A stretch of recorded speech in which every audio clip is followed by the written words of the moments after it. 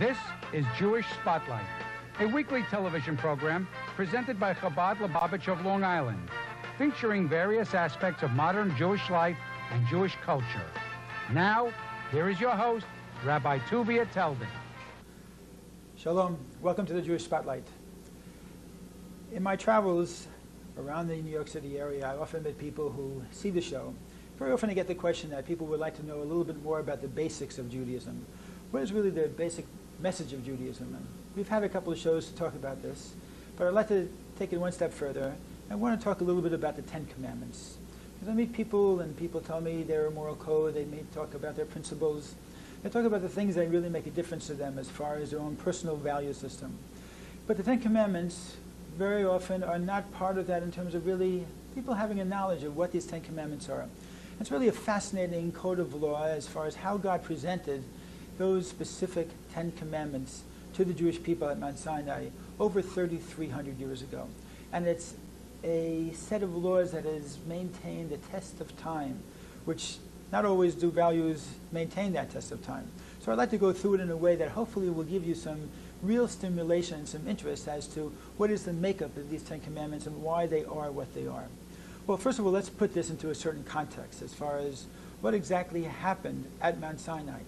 We believe that 49 days after the Jews left Egypt and were freed from the Egyptian bondage, that they arrived at Mount Sinai, united in the cause of being able to finally be spoken to by God, who would teach them the way that he wanted mankind and human people to live together, to be able to organize society, to be able to live moral lives, to have proper marriages, to have proper child rearing, and many, many different things that were given to the Jewish people. But these 10 commandments are only 10 of 613 that are given altogether in the 5 books of Moses. But they each represent something much more than what is seen on the surface. Incidentally, it's very interesting as well that the name of the portion of the 5 books of Moses, of the Torah, in which these 10 commandments are given, is called by the name of Yisro, or Jethro. Now, Jethro was Moses' father-in-law. And it says about him that he was a great priest in the sense that he knew all the different religions of the time. And he was an expert in all of the black magic, white magic, and all the different teachings and everything you could possibly imagine. And nevertheless, he said, Ato yadati kol gadol Hashem mikol ha'olakim.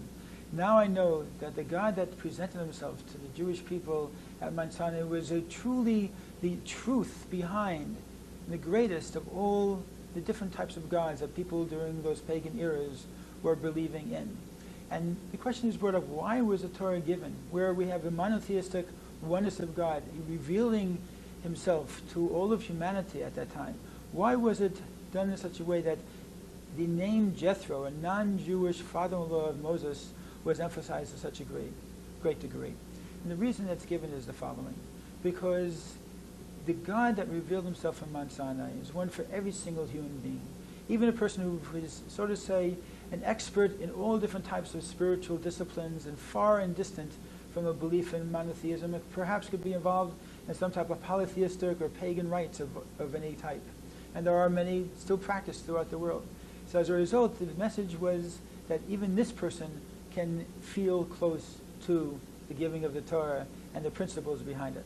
And this lesson is also brought out in the fact that the Torah was given in a desert. It wasn't given in a metropolitan area or in the suburbs or in a rural area. It was given specifically in a desert to show that even a place desolate of any life was a place that nevertheless could give birth to great principles and values.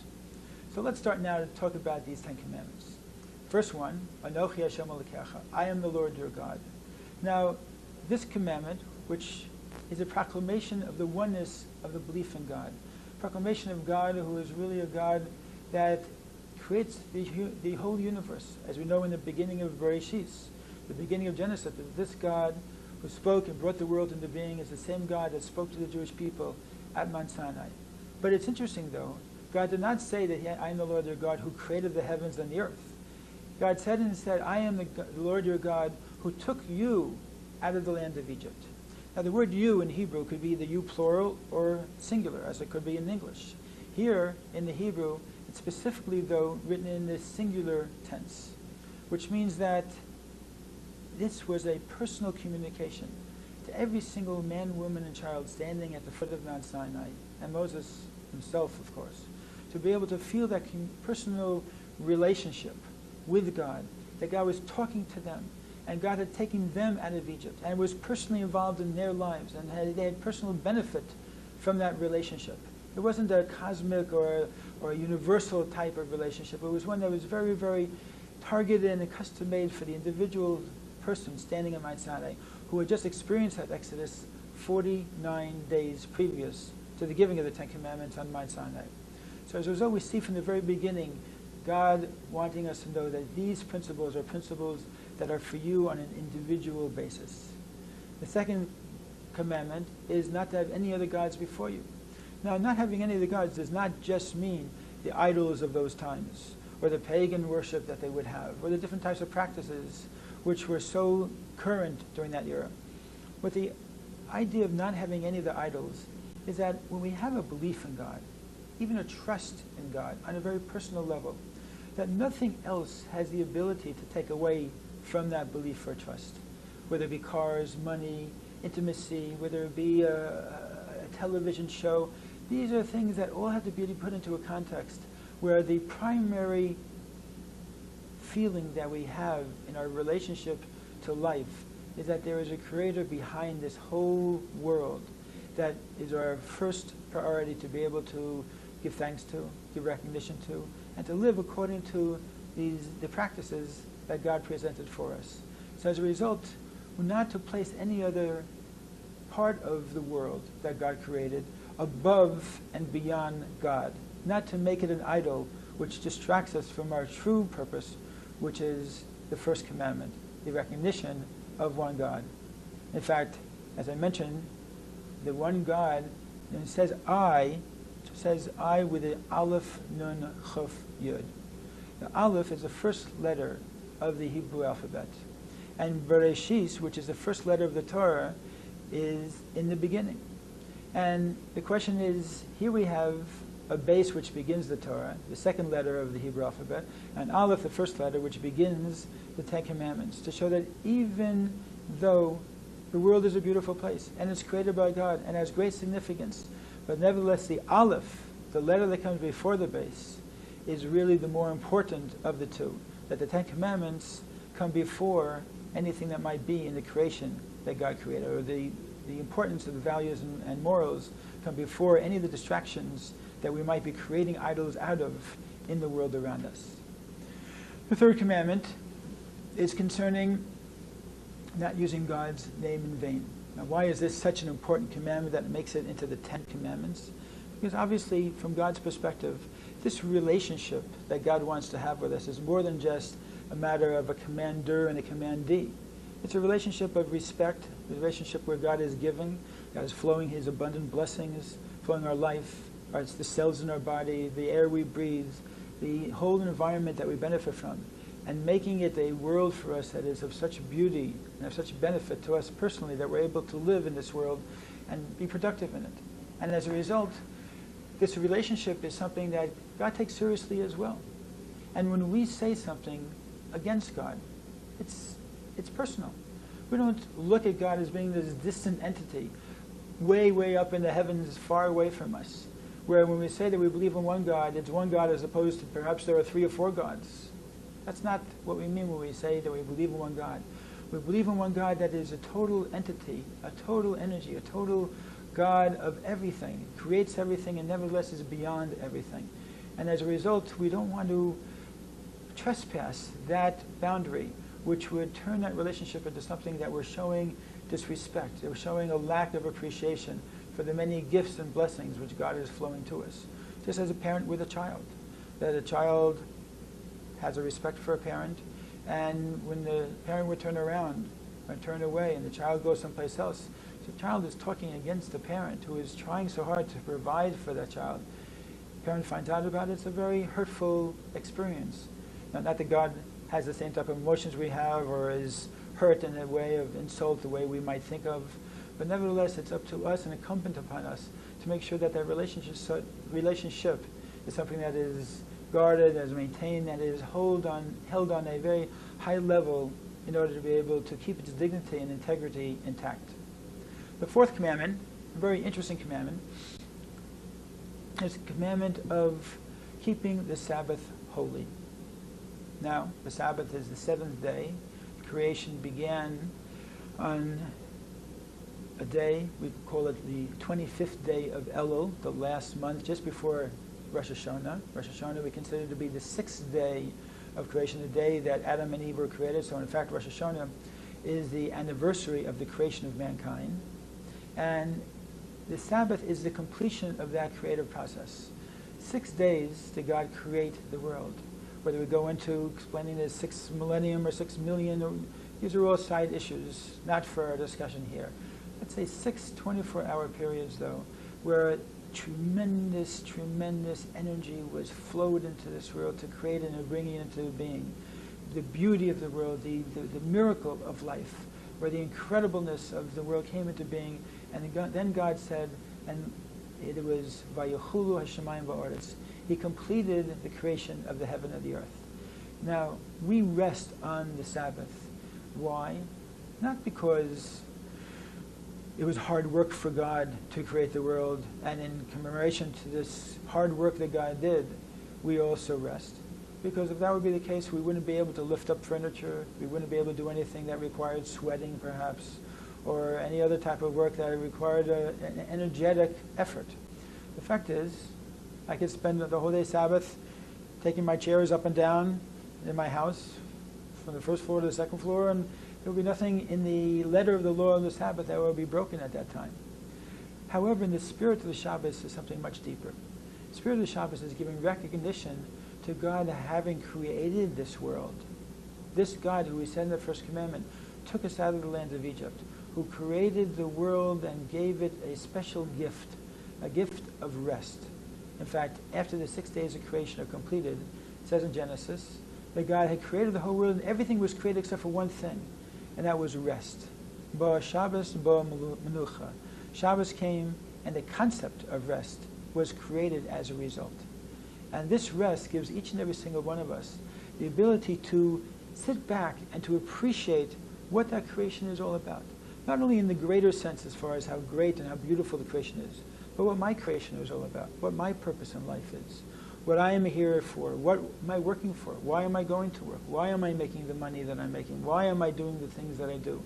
And it's a day of the week to reunite with God, to be able to make that relationship renewed as a cycle from week to week, as we do from day to day when we wake up in the morning and say our blessings and say our prayers, to constantly keep that cycle moving. But the Sabbath is a special day for that cycle, to let our cattle rest, to let our farm animals rest, to be able to reconnect with our family, to be able to reconnect with our children, with our God, our community, ourselves, and really to come into touch with ourselves once a week in a way that too many people these days don't have an opportunity to do. How many families, for instance, on a Friday night might take out time, any night of the week, but for a Jewish family observing the Sabbath, to take out time and to just turn off the radio, television, no telephones, no money, no cell phones, no beepers, no palm, nothing, and just connect to family, just communicate, just open ourselves up, appreciate God's gift of life, and be able to really look at life for what it is, resting from the previous week, but at the same time preparing us for renewal to be able to come into the next week with a new vigor and new energy and new enthusiasm based on the fact that we have a greater appreciation for who we are, for the gifts that God gave us, and for the wonderful life that we each lead. Sure, it has difficulties. Sure, we all have obstacles and challenges in life. There's no question about it. But the gift of life can really be appreciated on the Sabbath when we take our time and we just go back to basics. And that's what the Sabbath rest is really all about, getting back to those basics. We don't need all the extra toys and gifts and gadgets and other things that we have and that we buy and that we use 6 days of the week. But we need to be in touch with ourselves. And too often we lose that aspect of our lives. The fourth commandment reminds us to keep in touch with ourselves, keep in touch with God, and do things specifically for that purpose. The fifth commandment, also a very important commandment, the commandment of honoring our mother and our father. perhaps one of the more difficult commandments in some situations. I know sometimes people have come to me with situations where it is difficult to love parents. But this is not the commandment of loving parents. The Torah says to honor. And honor we can all give in some small way. Why do we honor our parents? Because they brought us into this world. They, in fact, were God's tools and vehicles for giving us life. And they might not have been the greatest parents, or perhaps they were the greatest parents, and they deserve all of the honor that we want to give them and much more. But whatever the relationship might be, honor they deserve, because honoring parents is in a way honoring God himself. Yes, because when we honor our parents, we are recognizing the fact that somehow, something, somebody brought us into this world and gave us a gift of life. Ultimately, it was God, but it was our parents who were the intermediary through which God did give us this life. And how do we know that, in a certain sense, honoring our parents is like honoring God? I'll tell you why. Because the Ten Commandments are 10, but we know that they were given on 2 tablets.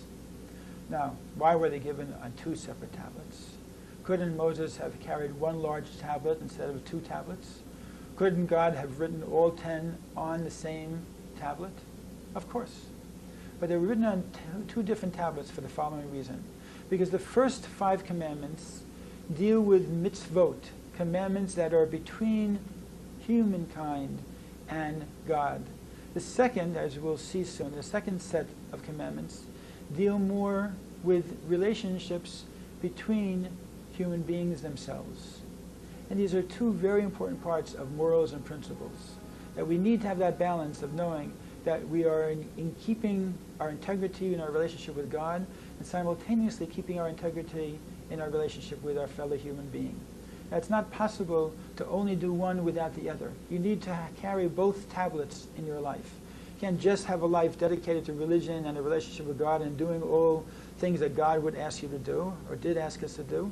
And on the other hand, mistreat human beings in your relationship with them. Unacceptable. On the other hand, just being a good human being and being good with other people is not the whole picture as well. Having a relationship with God and being able to incorporate the values and have a source for those values of why we're being righteous, why we're trying to be good to another human being, these are also part of the balance. As we've seen, there have been societies that thought they were very right in the way they behaved.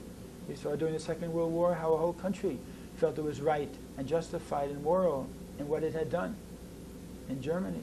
However, when morals are directed by the human intellect, they can be very vulnerable to rationalization and to sometimes pure evil, as we've seen. But when morals are balanced with a higher value, a higher system, a higher principle, then they stay on the right track.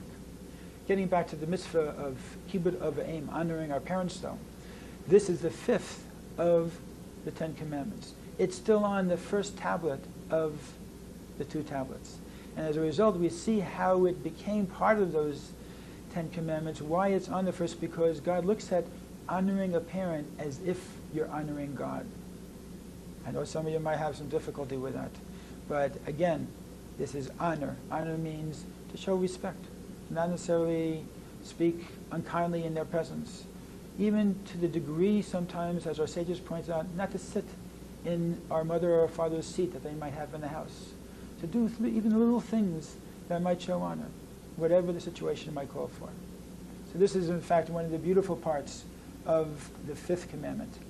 Going on, we talk about the 6th commandment, the beginning of the 2nd tablets. The 6th commandment, lo tirtzach. Lo tirtzach means not to murder. Now, I just want to tell you and share with you a story. After Flight 800 out of Long Island, I was called upon to help out at the Coast Guard station where they were bringing the body bags in and the parts of the bodies from the terrible crash that took place with TWA 800. And during that time, I saw a number of individuals from the Suffolk County Homicide Squad. And I saw on their shirt that said, "Thou shalt not kill." I had a discussion with them and I told them it's really not a proper translation of the 6th of the 10 Commandments. Because the commandment says, "Thou shalt not murder." The difference being, and it's an important difference, Murder is a wanton act, a deliberate act of taking another life. Killing can sometimes be in self-defense. There are situations that we see in the Bible itself, in the Torah, where taking another's life is a necessity. If somebody is coming after you, for instance, to kill you, it's a commandment to kill them first, to defend yourself. That's part of the rationalization for why in Israel does preemptive drives against those people who they know are out and are planning specific types of activity against the Jewish people to destroy us, whether it be in one person or many people, God forbid. Because even taking one life is like taking a whole world. So that we have an incorporated respect, though, for life. This command teaches us to realize and appreciate the beauty of life. A life is not something to be taken lightly. A life is something that is a gift from God that is to be cherished, that is holy. Life itself is considered to be the greatest gift that God has given. So much so that we go to any degree and we break any commandment of God in order to save a life, in order to get somebody to a place where they can be healed. If it would be on the Sabbath, when normally we wouldn't be driving in the car to the hospital, but if there's a situation where somebody requires important medical care, it becomes a commandment to get in that car and go to the hospital in order to be able to deliver the proper medical care. Because life is the ultimate statement of holiness, and taking it is the opposite. Taking it disconnects us from life, disconnects us personally from God himself as a result of taking a life. As a result, this is a primary teaching of our Torah. We also find lo tinaf. What is another important mitzvah? Is having proper relationships between man and wife. Man and woman, between husband and wife, in a holy, in a proper way. Adultery is not an accepted mode of behavior. The idea of monotheism, believing in one God, and the idea of monogamy, of having one wife, and being dedicated and being very, very special in that relationship, is something that we try as a part and parcel of our Jewish belief system to make sure that this is something that we will always, always keep at the holiest of our belief system. And this is why this is included in this, because the human relationships between one person and another always have to be maintained on the highest of levels, whatever we might do. In addition, we go on to the next mitzvah, which talks about not stealing. Respect for another person's property. Respect for another person's ability to be able to own part of this world, to be able to work hard, to have what they have worked hard for. And this is something where we respect another human being, who they are, what they own, what they've diligently deserved. This comes down, though, to even the finest of details. It's not just a matter of not stealing on a large scale of going out and robbing a bank.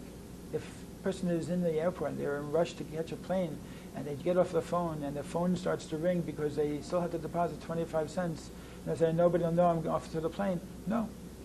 We do what's right because it's right, not because nobody is going to know, because ultimately God knows in any case.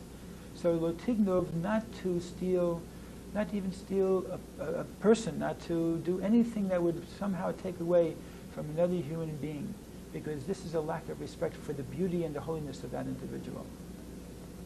And that's a very, very important point.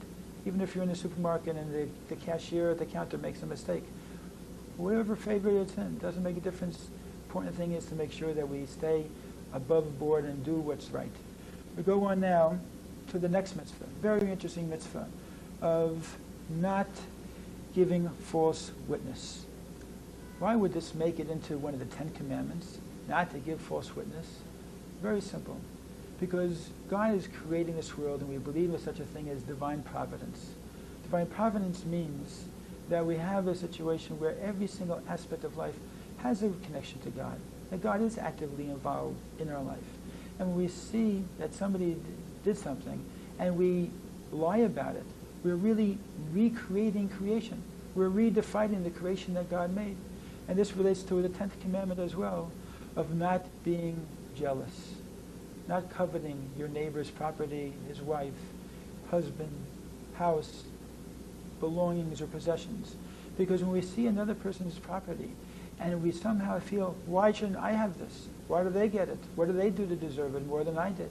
What we're again doing is denying a certain amount of God's personal involvement in our lives and in the environment around us, and the purpose for our soul, why we were put into the situation, into the body, beautiful or ugly, into the financial situation, rich or poor, into the marriage or into the children or the family, whatever it might be, denying God's personal involvement in that situation.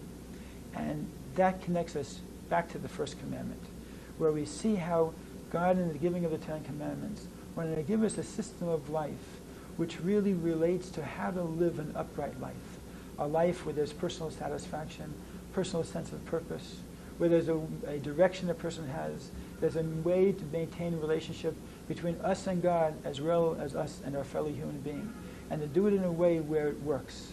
And we know that this is a system that has worked for over 3,300 years, that has in fact been the fountain for moral codes for many other religions as well, and has been accepted as being part of the basics of how to live a proper life. So in your own life, if there's any aspect of this that you feel that could add something to your life, or let me put it this way, I'm confident that it could add to your life. The question is really trying to figure out how, in fact, to incorporate in your life. It might be very difficult, and some of these things aren't difficult, but that's a definition of morals. Morals are not just things that come easy or that are comfortable. Morals are things that are difficult decisions that we have to do sometimes against our nature in order to be able to be all that we can be, to be a human being in the true sense of the word, to exercise free choice, going beyond what can possibly sometimes be a very base nature, and to try to improve upon it, to make it the full potential of what a human being could be in this world.